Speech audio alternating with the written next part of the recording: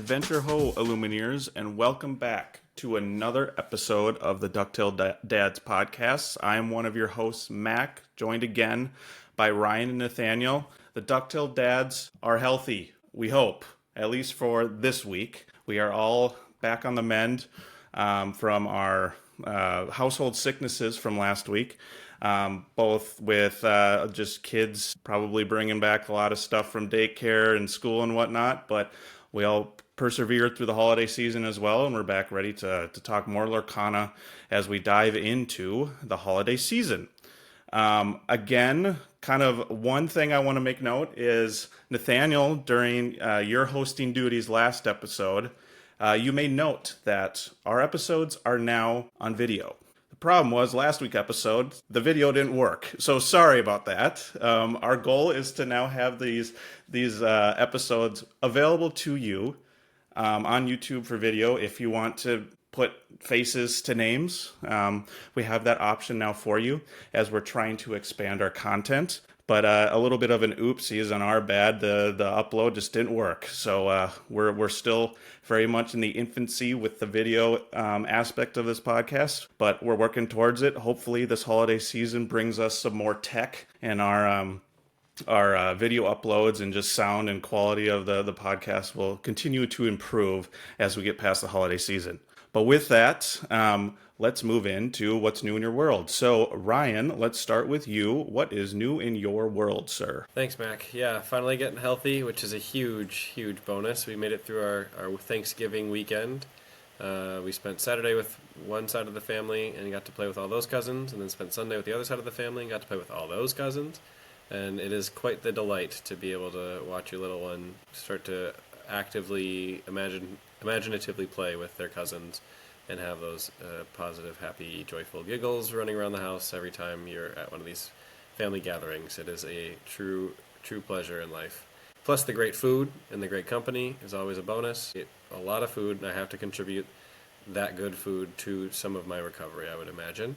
On the Lorcana front, just been trying to, we'll talk a little bit more about this, but trying to capitalize on some of the holiday pricing around trading card games and finding some good deals and making sure that I'm filling out the play sets that I want to fill out for the decks that I want to try and play a little bit or have some fun with at home.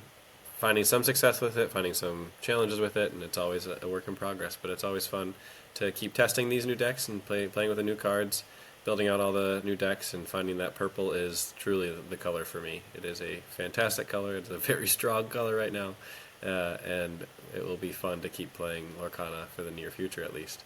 Nathaniel, what's new in your world? It is officially sledding season in Minnesota, and I am loving it. I have probably spent 7 hours the last 3 days sledding with my kids. As soon as my oldest got off the bus, we pretty much walked in, grabbed a snack, and then went right out to the hill on the side of our house. And I've kind of built a jump at the base. And my oldest wears a helmet when he's sledding because he got a concussion a couple of years ago. So he is required to wear a helmet when he sleds. And so it's just like a ski helmet. So it still looks kind of cool.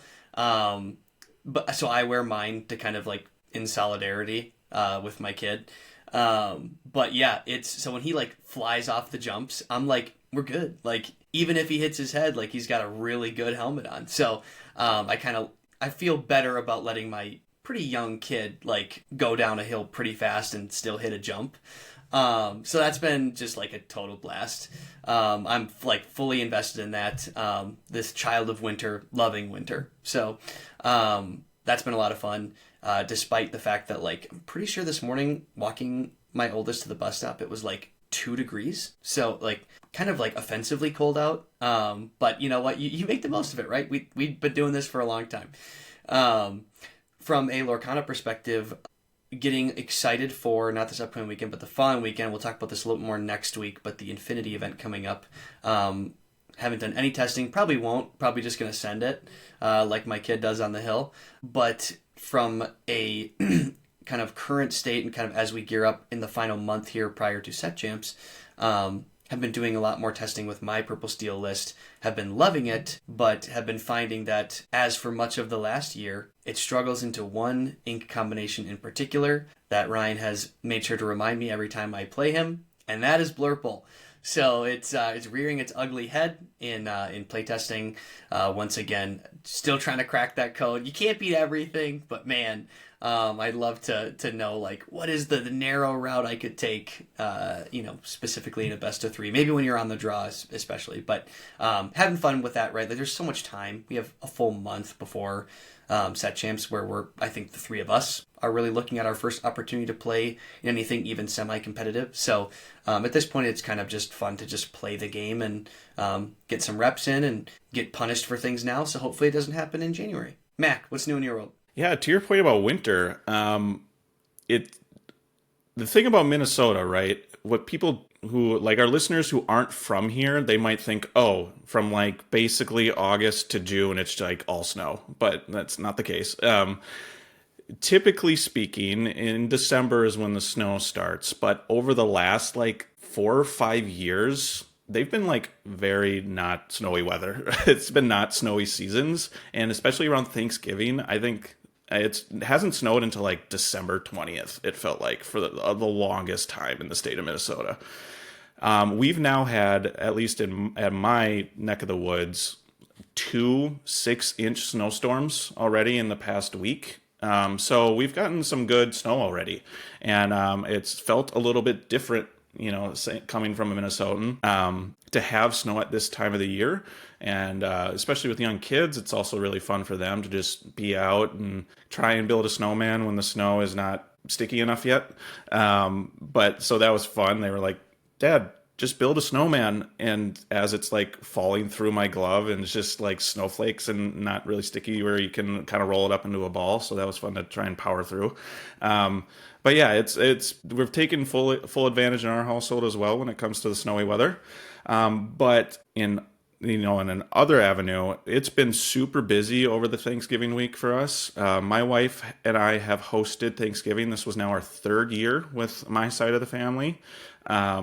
I love hosting, so I host a Halloween party every year. We like to have people over to just play yard games from time to time. We grill out and have board game nights with a lot of our friends. So I just love hosting and having people over and being in control when it comes to that aspect. So it was a success. People said the food was good, so that's all I really care about. But also over the weekend, we went to, my wife and I, the night before, went to Zootopia 2 upon release. Highly recommend. So not only is Disney Lorcana an avenue for me to just get all things Disney, we're very much into the Disney movies. We do a movie night every Friday in our household, and it ends up, I would say, 9 times out of 10 being a Disney movie. But my wife and I had a date night. We were able to go out and see Zootopia 2. If for those with young children, you should go, even though we didn't bring our own because they wouldn't sit still yet. But other than that, it was a lot of family fun. For me, set 10, as excited as I've been for set 10, I have not really dipped any toes into it besides our Team Sealed event because of the prices of the specific cards that I am looking for. That being Cinderella, Goliath, a lot of these legendaries that I know a lot of people are in search of. So because of that, I have not played a single core constructed game of set 10 up to this point. I was starting to maybe dip my toes into it before we started recording online. But just not having the physical cards really didn't, inspire to even try testing yet until I have the cards available to know what I'm going to run or have the ability to run. But now that we're starting to see some of the prices in the market change, and we'll get into that a little bit about what we've been noticing too, it's kind of ignited or maybe just ignited my drive for set 10 and to really dive into play testing for this set. Not to say that I'm like not excited about the game. I think I'm more excited about the game than ever at this point, just because I think it's a really fun meta, and in the sense that like it might not be the perfect meta, but it's the meta that it's trending in a way where I prefer to have the game, and that's just multiple deck options, multiple tier 1, tier 2 options, and we're trending towards that direction. Is what I've noticed. It makes me really excited for the game and the future of this game moving forward. Just haven't had time for it. And now I'm starting to feel like I have time, or at least everything's starting to match into my budget. The what's new in my world on the Lorcana front is the fire is growing within my Lorcana tastes to get better at the game. So I'm ready to go, and now that the turkey in my belly is over with, I can now move that fire and that hunger towards the game of Lorcana. How was that analogy, boys? That was incredible. Thank you for indulging us with that. I do want to say I am a huge fan of a very wide meta, because nothing feels better than showing up to a set champs or a league night or anything like that and playing a different deck combination in every single one of your rounds. And it's very boring when you show up and you're like, oh, I get to play the same deck combination in every one of my rounds, and you just know that's going to happen, and there's just like this sense of dread that washes over me of, oh, I get to play it again. Great. I hope I hit the same exact line that I hit last time, knowing it's mathematically impossible to do that. So I am a huge fan of the wide meta. I am all on board with that shit. So yeah, one of the things we wanted to touch on with this is what we got into, or what I hinted at, was TCG, and not only TCG, but just like pricing in general, when we've noticed over the course of this past week, because I think times are changing when it comes to costs. Hopefully, I think a lot of us are hoping for that. Nathaniel, this was, I know, a topic you wanted to talk about, or were interested in talking about, especially in not only the leaks leading up to this. We've noticed how like frustrating it's been that the best cards are just so almost unobtainable, but now it's getting there. So I'll let you kind of lead the show on what we want to discuss for holiday pricing, trends you've noticed, and then I think Ryan and I will dive right in and provide our input as well. Yeah, so I think there were really two things that I kind of thought of with this particular topic, right? We're kind of in this window between Thanksgiving and like the end of the year. And a year ago, I remember making a few trades for certain cards. I think I did like a foil Sisu flipped for a couple regular Sisus and a couple just other things as I was doing some deck building. And I was noticing that the prices were coming down on like everything, it felt like. Now, granted, from a timing perspective, we weren't dealing with rotation. We did a very wide card pool at the time. We were in the Azurite C meta. And it felt like everything was coming down. Just didn't matter the chapter, right? And so I remember thinking like, that's kind of curious. And I'd seen some discussion online about like TCGs in general. During the holidays, the prices of the cards themselves seem to go down. And I'm not sure that that's necessarily true for every TCG. This was just some of the discussion I saw online.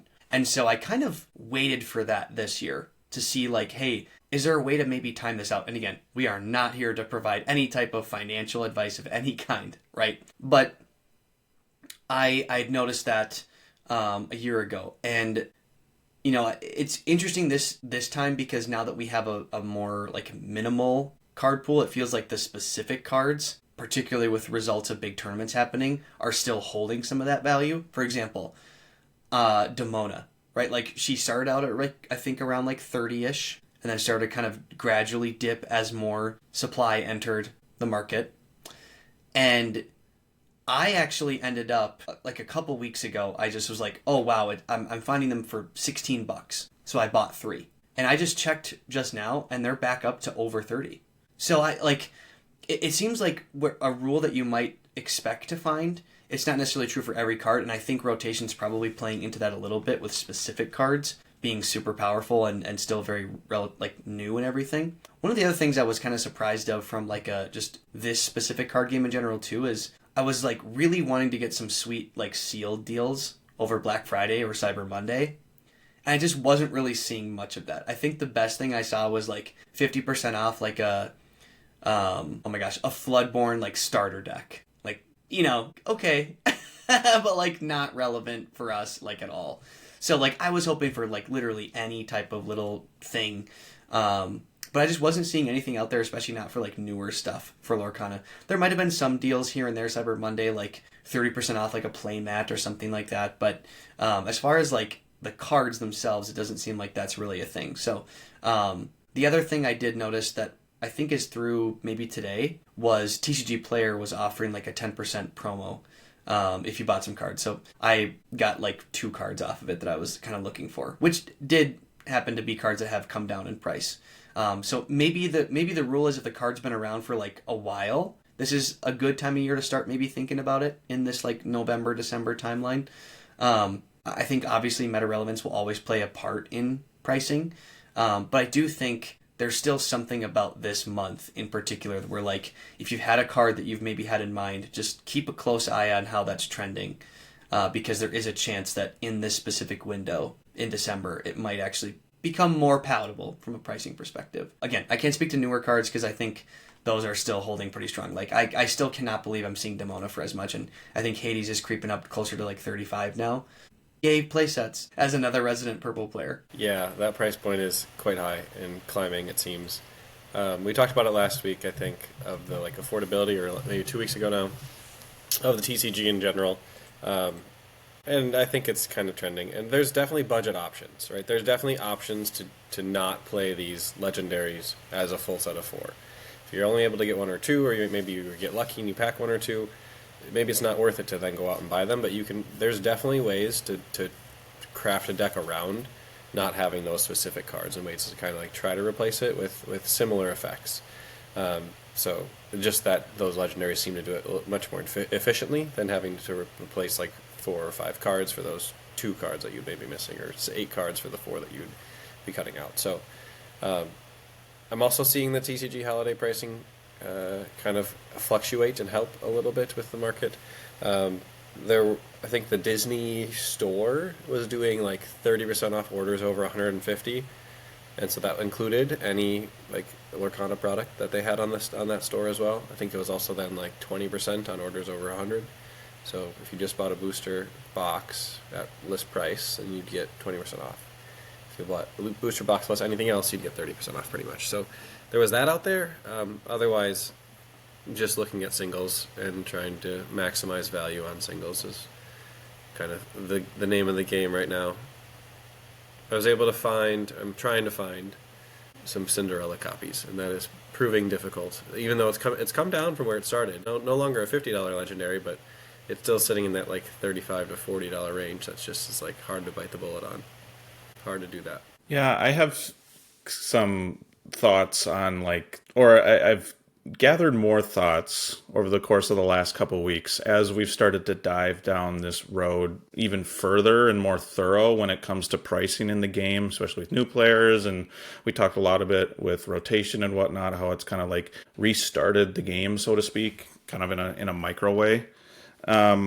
One of these things that we talked about, especially during our hype video with this set, when we saw these astronomical prices for these legendary cards that we knew were going to be very good, and that's kind of the reason why they were expensive. But one of the things that we preached was like what we do for our own input and staying in the game without breaking the bank, so to speak, is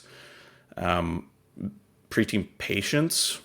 And I think this is kind of a perfect example of that patience paying off if you're able to wait for it. I think the benefit, unless you're playing in a CCQ, which happened over this past weekend, or if you take a trip to Singapore, apparently, and go play a DLC in Singapore, there really isn't much going on in terms of mid-tier and large events right now.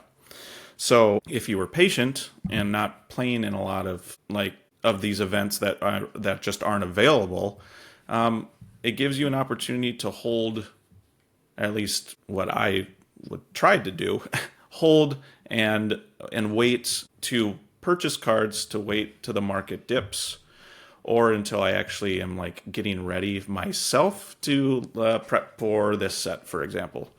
But yeah, a lot of these legendaries that we've noticed have dipped. Now, some of them have started to creep back up just due to the nature of some of these tournaments. I think it's inevitable that not everything will go down. Some will go up based on what we've started to see now that we're a little bit like around a month into this meta, right? Hades, the purple legendaries being an example, right? But Cinderella, that was the Dumbo of this set, right? Or supposed to be. And now it's gone down by quite a bit on a TCG pricing level. So I think patience is truly important for what we've noticed upon new release. If you're able to do it, that's something where we've saved a buck. But instead of getting into this like repetitive kind of pricing input that I think we've got into over the past couple of weeks, another perspective I want to bring and I want to get your thoughts on is like, I'm struggling with FOMO right now. Like, I want all of the good cards. Obviously, I've alluded to, I want the Cinderellas and I want the Goliaths. I've done pretty well on waiting for those. I've pulled 2 Goliaths, so that's actually felt good. But I've traded for 1 Cinderella, and I'm in the works of trying to trade for the others and getting rid of some enchanted cards that I no longer find valuable in my collection, and being okay with that. So I think I'm good there from like trying to get those set 10 legendaries. But I've alluded to it to you guys off pod. Like, one of the big things of this Sapphire Steel list is the rise of other cards from previous sets that have now really taken a hold. And one of that being the legendary Namari. And we were talking about it, how like Namari now is on average, let's say $30. And 8 sets ago, or during set 8, it was maybe in the teens. And it's like, and I was thinking to myself and talking to you guys about it, it's like, why, during that time, I remember sitting there like, this legendary's gotta be good. When I read it, it feels good. A 5-cost inkable, the abilities seem really good. For steel, it allows you to filter your deck every single turn. And it just only gets stronger because your discard is inevitably just going to keep growing and growing and growing. How is this card not expensive? And now we're seeing that, I think, now 2 sets later, of how strong this card can be. And sure, maybe the meta in set 8 didn't really make it a staple. But like, eventually, right, that's one of those cards where you feel like is going to be good. And now I have the FOMO. I feel bad. And it hurts, like from a finance and cost perspective. How are you guys doing on like trying to hold on to cards that you think are going to be good in later sets, or are you guys just okay with just giving up cards and it is what it is? Or is that the mindset that you've kind of lived off by? Like, how do you guys deal with this? Because right now, for me personally, it's hard, and I think I'm not the only one out there, but I know maybe you have some tips that you can help not only me, but people of our community. Yeah, I think I've tried to... Yes, you can always try to time everything perfectly, but like generally I'm trying to focus on like one deck I really want to play, try to look at those cards. If there's a bunch of like super expensive cards, I think the tough thing, Mac, that you're dealing with is there's so many good legendary cards that are in your deck list, right? Like a lot of these purple decks tend to be pretty heavy. Like there are legendaries in them, but there's lots of like really good, like rare and under, actually. Like not even that many like super rare cards, but like rare and under are like relevant in them. And so that tends to help out, I think, a lot with that. I think there is probably a world where like certain cards where if you know it's a legendary and it's like close to being good, it's worth maybe just holding on to. For example, I had 2 Tianas, like the Amber legendary. Is she legendary? Yes, from Azurite Sea. And I think the card was selling for like $4. And I just like had him in a binder. And then when set 9 came out and she became like super, super relevant, I was able to like flip a couple of those for, a Dumbo that I needed to take to a DLC. So like that felt like a really good opportunity for me to like trade cards I wasn't going to play with that are now at like what felt like a higher point in their life cycle and get a good deal. I kind of thought the same for, I have a couple Clarabelles. I just don't know that I'm ever really going to be a green player. Right, Mac? Again. Never green. But like, I did think about, hey, is now the time to like flip some Clarabelles for like some Hades or something, right? Like, could I do that? So I think it's tough because you're looking for so many really good cards. I think depending on the deck list that you're running, it can be a little bit more palatable if it's just like a single playset of one expensive card versus like 3 playsets of expensive cards. And now it's like, yeah, I need to drop $300 to play this deck, beyond what I've already invested in it, right? So I think that's probably a big part of it. I think the other part is like if you do have the flexibility of time, which we tend to say matters here, right? You can try to time out something that works out really well for you, where maybe it's starting to come down to a point that feels better, or a recent event happens that makes one of your cards that wasn't worth as much go up in value. I mean, we've seen like so many weird spikes with cards in the last 2 months alone. It's kind of wild. Like even Dumbo, like everybody was kind of on that hype train, right? And it was like $60 plus 70 even at like release, and then it dipped way down to like 35, and now it's back up to like 45. It's just all over the place. So I think it's kind of like setting a price that like feels good to you, and also depending on when you're looking to go play something, right? I think we've talked a lot about the difference that we've observed in like gearing up for set champs, which we usually see as kind of like our bigger opportunity locally to go play and be competitive. And that's, I think, the time where we would want to have as meta of a deck as you could hopefully manage, maybe with a couple minor holes that you could cover up with other cards. But ideally, it's a pretty good deck. Versus like when we were gearing up for the DLC, it was like, no, I have to have 4 Dumbos. Like I can't just replace that with 2 other cards. Like I will lose games to like this level of competition. And not to say like the local scene isn't good. The local Minnesota scene is extremely competitive.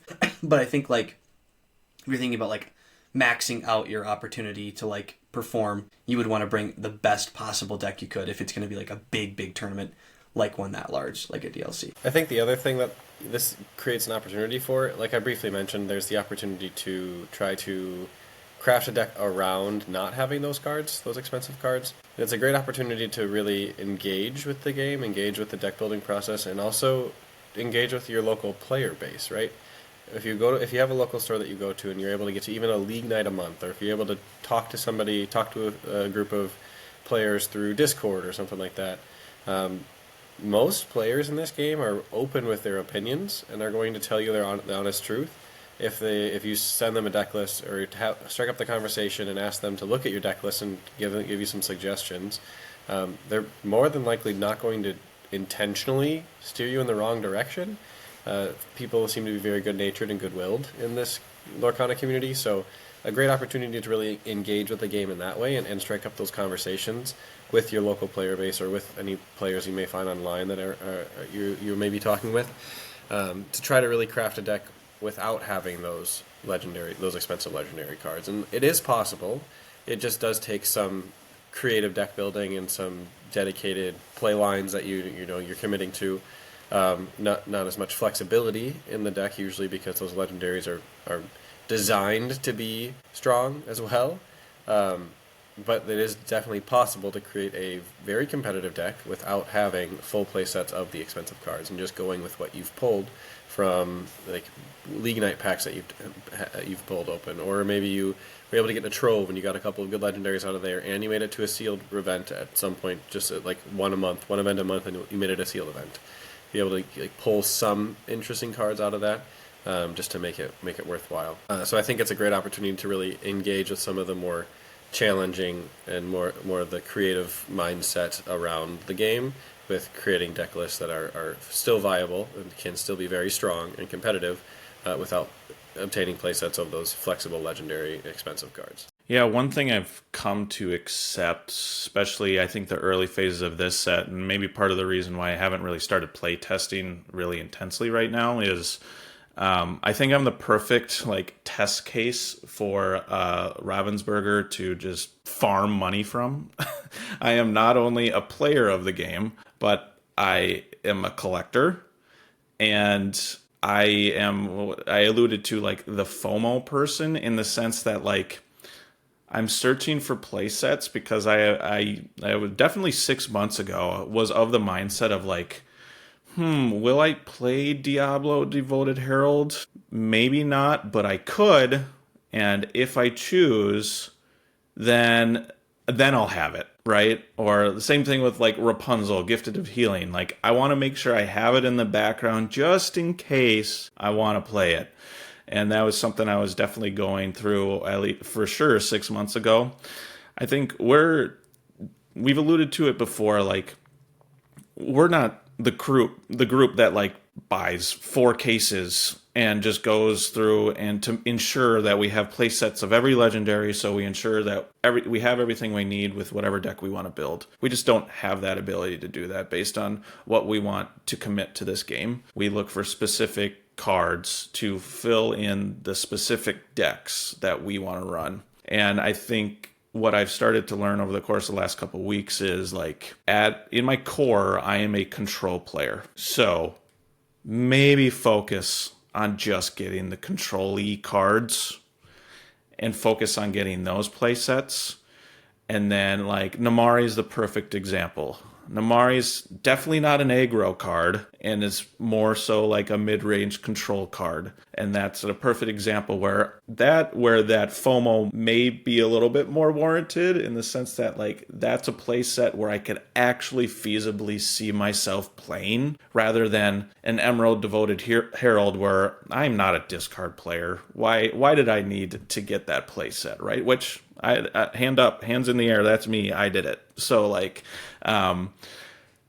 that's I think what I'm starting to learn, and I think that's of the mindset that I am going to start transitioning to. Like focus on the 3 or 4 control-y mid-range control decks that I think are always going to be a part of that combination, aka anything with Sapphire, right? No, just kidding, but kind of not really. And just focus on continuing to build those sets. That's the new mindset that I have, but it's still unfortunate that those are the trendy decks right now. And I just got to work through it. But if anyone's looking for, if anyone's in the same boat, I wanted to bring up kind of my struggles with trying to get past the FOMO, because I'm sure I'm not the only one. And I'll join the party, or let's have the FOMO party together, because I am right there with you. But one thing we've noticed too with this holiday season is not only are we like excited for the holidays, Thanksgiving, Christmas in the United States, but you also start thinking into the next year. And so 2026 and what we want to see our New Year's resolutions to be, and specifically for today's conversation, the New Year's resolutions for start thinking about what we want for Lorcana, our wish list, so to speak. So we have some topics here of some wish lists that we put together for 2026 as Lorcana now dives into the new year, or just around the corner. So who wants to start? Let's start with you, Ryan. Why don't you pick one of them? And what's a wish list item for you moving into 2026 as we're kind of in the middle of the holiday season?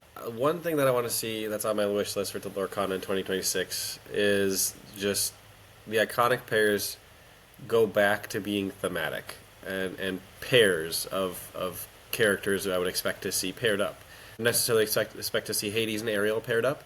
Don't get me wrong, artwork was incredible. Iconic pull rates are what it is. Hades is an unbelievably playable card, so that is driving prices through the roof for that card, so love that. I just have to say that Mickey and Minnie being an iconic, like truly like Disney IP iconic duo, and being printed as the iconic pairing for Fabled is a step above Ariel and Hades from Whispers in the Well. If everything else is equal, I'm still going to prefer having Mickey and Minnie as an iconic pair than Hades and Ariel. So, iconic pairs that I'm looking forward to and hoping to see, especially with the introduction of Pixar, specifically is where my mind was focused when I was coming up with this list, are Buzz and Woody for Wilds Unknown. I think that would be an incredible introduction for Toy Story into the Disney Lorcana game. I would love to see Nemo and Dory paired up as an iconic duo if Finding Nemo ever finds its way into the game. And then a childhood favorite of mine, Monsters Inc. I would love to see Mike and Sully as an iconic duo if that IP ever comes into the Disney Lorcana game, which I think it would fit pretty well, if I gotta be honest. There are a lot of different, monsters with specific characteristics or powers that could be uniquely designed into card designs, and I think that would be really interesting to see the Monsters Inc. battling it out with the Mulan cards, and I think it'd just be really fun to see that happening. So that's one thing on my wish list for the 2026 Lorcana season. Do y'all have any other thematic iconic duos you would like to see moving into 2026? I do. I don't know that this has been announced or not yet. Probably not. We're still way before card announcements, but it seems like Stitch is a big thing in the next set. it would be really cool to see Lilo and Stitch be the iconic of that set. That's a really good poll. I think with Pixar, it provides a really good opportunity to get more kids in the game because I think kids resonate a little bit more, at least these days, a little bit more with those Pixar films. I think of Cars. I think Mater and Lightning McQueen would be a really good iconic duo for kids. At least my youngest is obsessed with Lightning McQueen. There's also an opportunity to get more adults with Pixar, because the other thing that Pixar has tended to do really, really well is for these kids' movies, they have a lot of adult humor one-liners within those films that the parents catch on. And I think one that resonated a lot with people, and I want to shout out the Lorcana Muses, because when Iconics were announced, that was about when we had them on our podcast. I think it was Stephanie thought of this, was joy and anxiety from Inside Out. Inside Out 2 specifically. That anxiety, that I think Inside Out 2 is one of my wife's favorite movies of recent Pixar films. And that would be one I think she would, if there was a time to ever get her in the game, it would be an Anxiety Enchanted or Iconic card. So Ravensburger, you'll have another one signed up if you print one of those. So I think those are some like a kid version and an adult version of what could be an iconic pair. So I'll throw one more in, and this is probably pretty easy to say, but like even Daisy and Donald Duck would be really good. If there is but I think what we're also saying with this is there's so many good thematic duos, right? So that's why I think why it feels particularly head scratching when it's like Ariel and Hades from two totally separate franchises. It's kind of like doesn't feel like an iconic duo the same way that Mickey and Minnie did. And again, they didn't necessarily promise that would be a thing, that it would be like, oh, they have to be from the same franchise, or it's going to be a pair of cards that like has synergy to it in any type of way. But it does feel like they should do it that way. So I really hope that they're going to reset course and kind of go more towards that in the future. There are just so many good duos, right? One more note before we move on to the next part of our wish list for Lorcana in 2026. Any listeners out there, I don't have the link ready for you, but there is a link out there that one of the creative directors for Ravensburger recently posted, I think today even, asking for feedback on Whispers in the Well experiences. So if you see that floating around on your Facebook algorithm or through your Instagram feed, or if you find a different content creator that has that link listed for you, please click on it, submit the feedback. You're not going to get anything for it except for potentially directing future decision making on card design, art design, those type of decisions that the Ravensburger team makes heading forward. The Ravensburger team has done a great job historically in the last year I've been involved in the game of receiving and actually listening to feedback and implementing strategies directly related in response to that feedback that they've received. So I think it's a great opportunity to get your voice heard and to let the Ravensburger team know what you liked, what you didn't like, what you're looking forward to, what you're looking for in future sets too. really good point, Ryan. I think this is a perfect example. Submitting your feedback on iconic duo options. This is a really good one and something I might take advantage of, knowing that announcement was made to provide that feedback, because there's not just Pixar. We alluded to a lot of Pixar ones, but like, Beast and Belle, Moana and Maui, like there are a lot of Elsa and Anna, even like there are a lot of good iconic duos, and almost every movie has one in the give me in the Timon Disney and space. Pumbaa. Timon and Pumbaa too. Yeah, That'd be really awesome. good.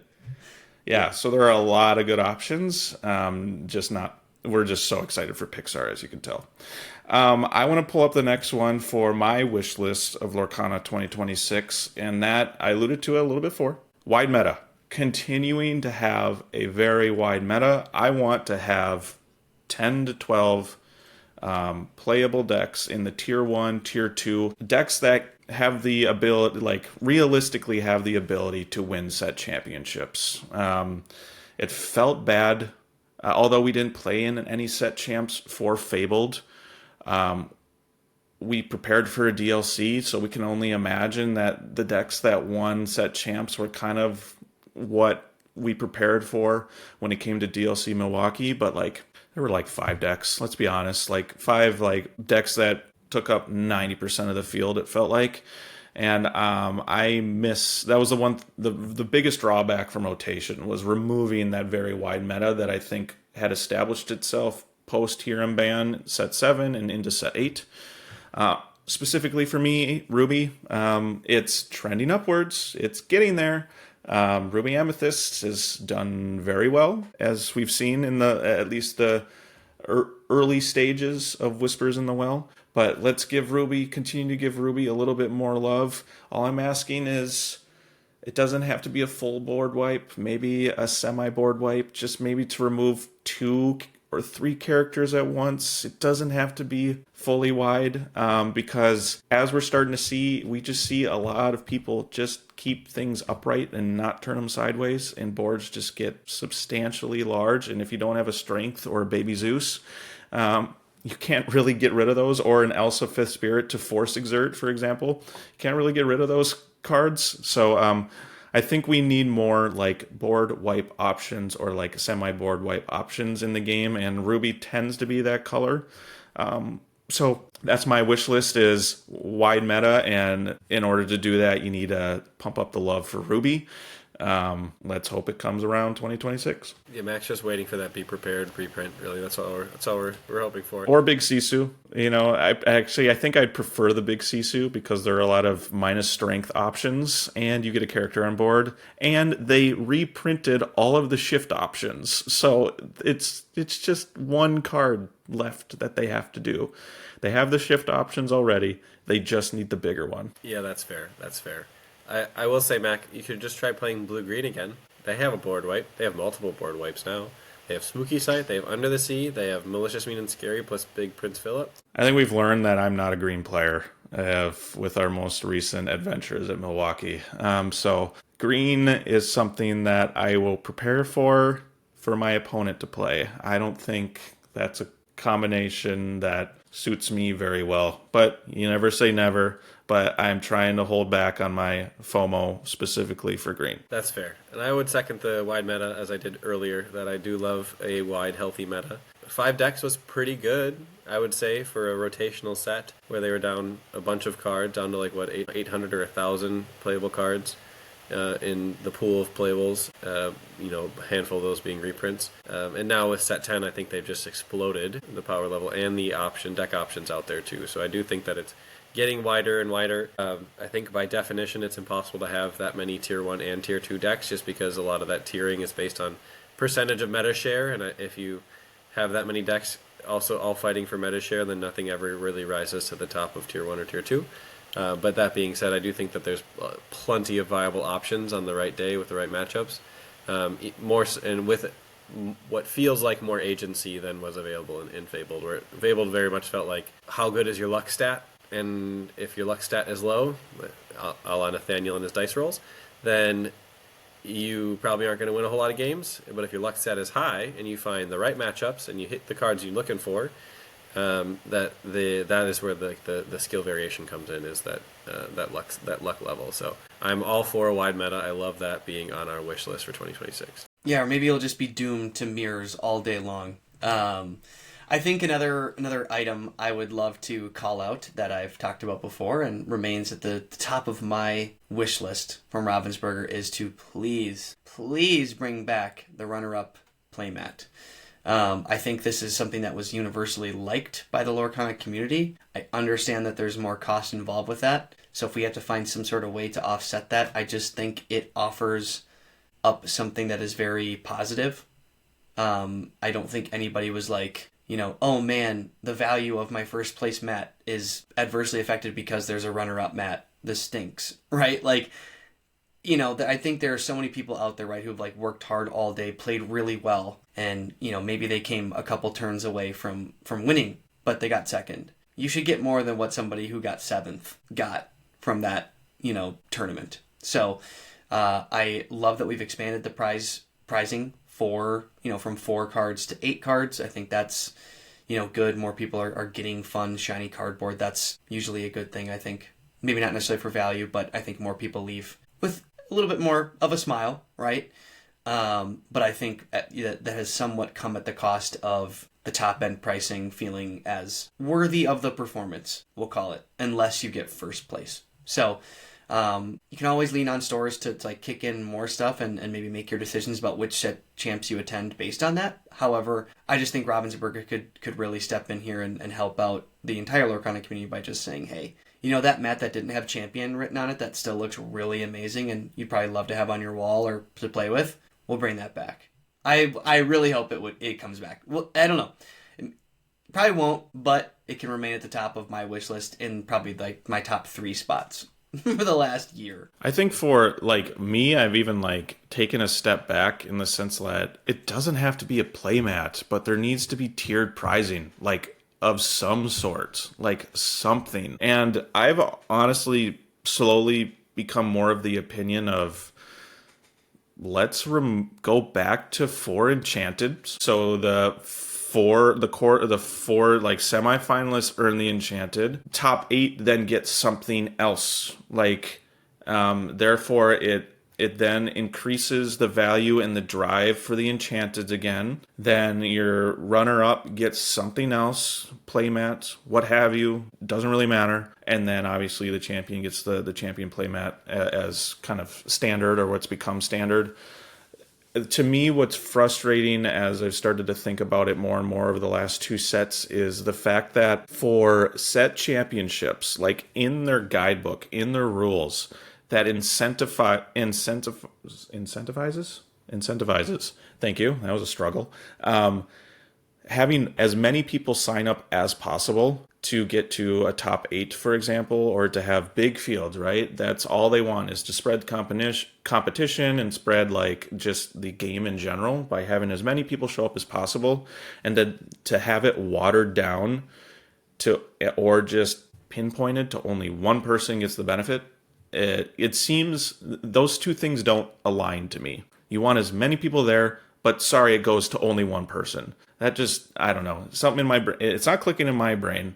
Maybe, I don't know if that's just me in general or maybe other people have the same opinion, but something's not aligning up. And I think the tiered pricing is the way to do it. And to be honest, I really don't care about the promo that I sign up for. A lot of these stores do this like, 2 packs for signing up anyways, so at least you get something. I know they were trying to maybe filter that into the kit as well. But I think to me, like getting 2 packs still like served its purpose for going, and then it just added benefit for going and trying to win and be competitive. But yeah, I agree. It doesn't have to be playmat.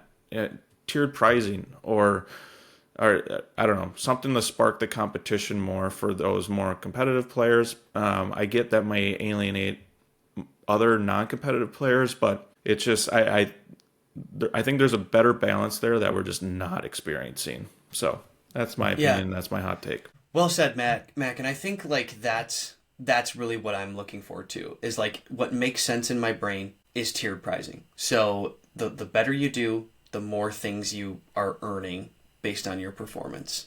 I think that just makes sense in general. So, I think, we'll see how it goes. I know, for me, I'm definitely excited to get back into the set champs scene after missing out on that during the Fabled piece of our experience, right? Because we were focusing on the DLC. Set champs are just such a great way to connect with the community that you're in. And going to a couple of them, you get to see a couple different sets of people as well. Even if you don't necessarily perform all that great at them. It does give you some opportunity to test your chops and see how you do. I will go on record and say that I like top 8 enchanteds. I would not like to see that shrink to 4. I do think that maybe I'm just used to having just like second place get something and first place get something extra, but like the gameplay from top 8 to top 4 to top 2 doesn't seem as like drastic as a drop off as it needs to be. I would love tiered all the way through. I think that's a great idea. One thing that comes to my mind, that if playmats are totally off the table, then I think maybe you offer 2 pins for each set champs in each set champs kit as well, where first place and second place each get a pin in addition to the rest of the prizing that's there, to have that like tiered structure in place. And maybe that can become a top 4, but I think then you're kind of approaching the price point of having a second playmat anyways, but even just 2 pins. And I think that obviously if you've heard, then maybe this isn't news to you, but they were announcing that the future organized play kits will not have pins, I believe, if I recall correctly. They're moving to a sticker format. And so I think that pin, and there's a penchant for pins in trading card communities in general and collector communities in general. And I think that the pin would be a great way to kind of bridge that gap between first place and second place prize structure. And maybe it's just 1 pin in the organized play kit, and your second place gets a pin and your first place gets a playmat. And so so be it. But at least there's some additional then benefit for getting into the final match and playing those extra 2 hours or 2+ hours of gameplay to get there. I think that would be really cool to see. And that's just one idea I had to kind of create an alternative tiered prize structure without just harping on the same point of bring back the playmats, otherwise we riot kind of situation. But I think pins would be a great middle ground, because I do think that there's a high interest in pins in the community as well. Ryan, I love that call out. I think pins are highly collectible, and making it unique to someone getting second place would be actually, there would be value in that. You would feel, it would feel like a good consolation prize for getting second place and having performed really well all day, even if you didn't get the champion mat. I think with the removal of them from the organized play kit, yeah, nailed it. That would be so cool. I love that idea. Yeah, that is great. That's the first time I think either one of us, me and Nathaniel, have heard that idea from you. So well played. I don't know if you just brought that off the cuff, but if you've been sitting on that for a while, thanks for bringing it to the pod, and I really appreciate it.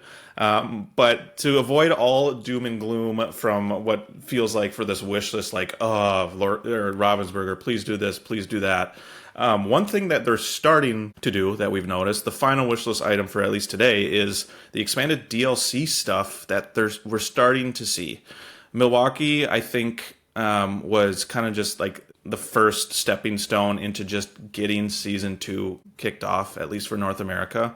But we're starting to see people listening. One thing in Milwaukee, they didn't have Friday side events, and I think they're trying to expand a lot more side events for Richmond, moving up from a North America side. I believe there's Friday things. I don't want to say the wrong thing, so please correct me if there isn't. But Ryan, go ahead. I think you know a lot more about. There's a huge number of Friday side events. So they're making Friday a full side event day, and they're having a main a main event, if you will, on Friday as well, with substantial prizing for success in performance in that Friday event as well.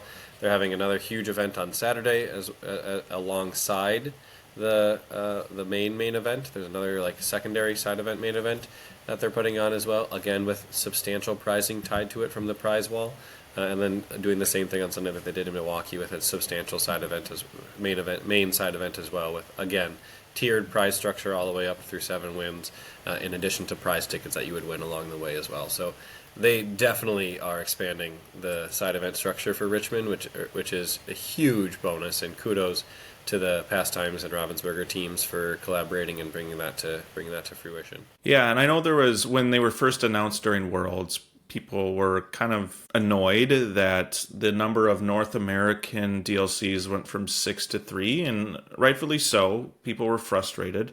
When you're trying to build your community, why would you take away from 2 of your biggest communities in Europe and North America?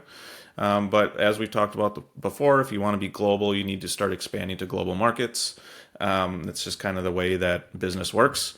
But something that it might not be perfect and it might not be full DLC, but not only do you have the side events, but these CCQs that we're seeing in Europe and North America, there are other options that at least from the competitive scene side, and I know that's not everyone's flavor, but from the competitive scene, they're making efforts to have people qualify for North American Continentals. Just more options out there for you to qualify for those, especially at the mid-tier events where you see anywhere from 300 to 600 players, as opposed to a 2,000 player DLC. I guess the benefit of the DLC, right, is if you win, you get a full-on Worlds, ticket, as opposed to a CCQ, you just go to Continentals.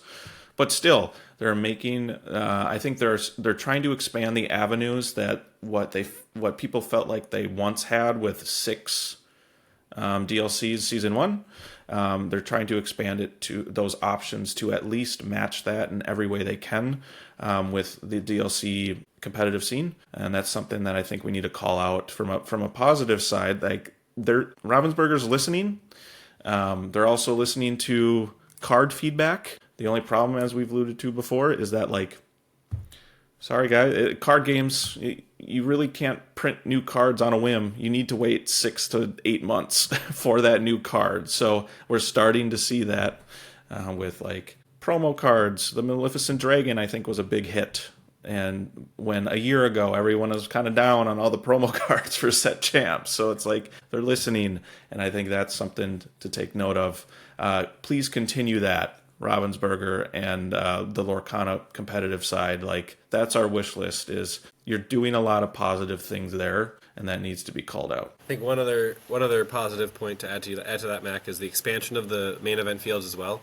Not for the North America events, because they were limited on space, highly limited on space with the venues they were able to book when Past Times was signed on to run the DLCs in North America. But in Europe, they were able to expand the DLC fields for the next 2 events from 2048 to 4,096 players. They got creative, it seems like, for, I think Ghent is the next one, where they're actually doing, like, a main event first 8 rounds on Friday, a main event first 8 rounds on Saturday with 2 totally separate player pools. So 2,048 players on Friday, a unique set of 2,048 players on Saturday, and then everybody comes together on Sunday for the, like, top cut rounds, and that's when they finish out the tournament on Sunday that way.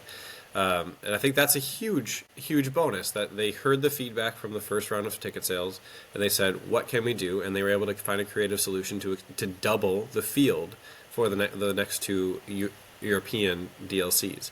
They attempted the same feat here in North America, and again, like I said, they were limited on space, which I get. I mean, they have to book these venues, and they had to make decisions at the moment, and then the venues need to fill their space too. So they probably weren't waiting around for somebody to come along and say, "Hey, actually, we need to double our size of a booking." Oh, but we don't have any space available because we already gave it to other people. So I get that, and it does sound like they're keeping that in mind as they move into season 3 of DLCs. So, quarter 3, quarter 4, 2026, I would hope, and I'm hopeful, that we're going to see even larger DLC events for those time periods for players that are interested in joining the DLCs, and they're planning to book bigger venues, they're planning to make sure there's hotel accommodations, or trying to get hotel accommodations, I believe. It's at least on their radar of things to consider, because that's been a constant question from the community as well. They're listening to feedback, and I love that they're responsive, and I love that they're actually exploring these options, and they're making great changes throughout the whole process. And it's all a learning process. Everyone's new to this whole thing in terms of this specific trading card game, this specific trading card community, and the specific way that the Disney Lorcana challenges want to be run and should be run. And I'm hopeful for the future because it looks really exciting, and so I'm really excited that is on our wish list, and I'm really excited for that to be checked off of our wish list as 2026 progresses. So on that note about the fact that they've expanded them, I think something on my wish list is that we get to run it back at least once to a big event in 2026, the 3 of us, at least one. It would be great to get to, one of these, like we've talked a lot about these mid-tier events.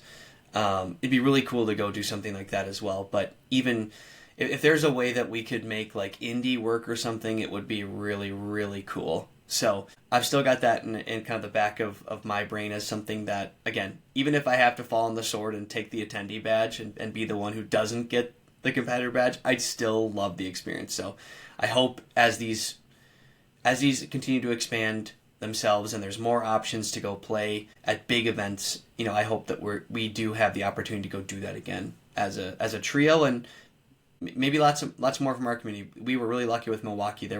Felt like close to 100 Minnesotans there. That was really, really cool. Yeah, you and me both, sir. That was a really fun experience in Milwaukee, and I can only hope that we could do that again in 2026, because we all know it. This game has the hook set pretty deep in all 3 of us, so I don't think we're going away anytime soon. So we're here to stay for sure. That being said, our goal was to make it around an hour this week, and we did it. So I'm going to put a wrap on this show. Thank you so much for joining me, fellas. You can find our podcasts on Spotify, Apple Podcasts, the audio version on YouTube, and fingers crossed, the video version also on YouTube. Let's hope it uploads appropriately here. Thanks for joining me, fellas. And without further ado, let's get the duck out of here.